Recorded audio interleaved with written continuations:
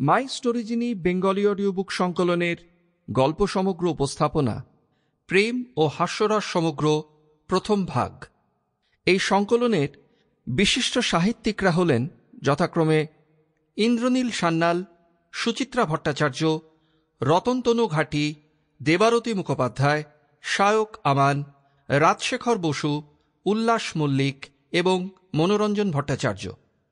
প্রসঙ্গত উল্লেখযোগ্য, মাই স্টোরিজিনি Bengali audio বুকের এমন নানান গল্প শুনতে সার্চ বারে একসাথে টাইপ করুন MYSTORYGENIE।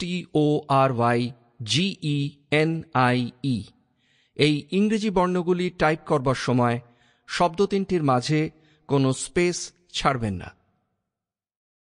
প্রেম ও হাস্যরস সমগ্র প্রথম ভাগ শ্রুতিনাট্য সংকলনের অন্তর্গত প্রথম উপস্থাপনা সাহিত্যিক ইন্দ্রনীল সান্যাল রচিত গল্পকাহিনী ৭২।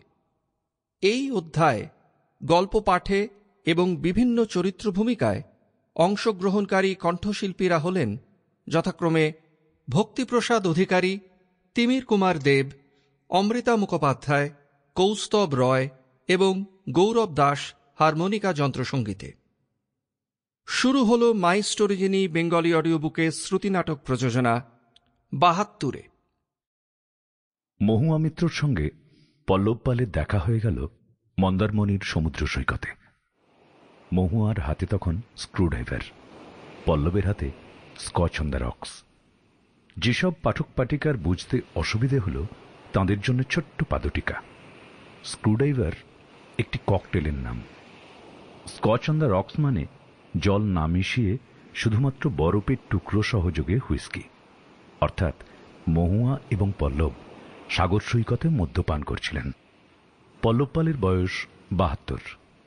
অতীতে লম্বা চওড়া ছিলেন, বার্ধক্য আসার পরে খাটো এবং রোগা হয়েছেন। এক মাথা ধপধপে সাদা চুল, চোখে বিদেশি সানগ্লাস, পায়ে বিদেশি স্নিকার, ক্লিন শেভড গাল থেকে গ্ল্যামার ছুঁয়ে পড়ছে। পরনে নীল জিন্স আর বাসন্তী রঙের পাঞ্জাবি। ৭০ পেরিয়ে রংবাজি একটুও কমেনি। কমার কারণও নেই।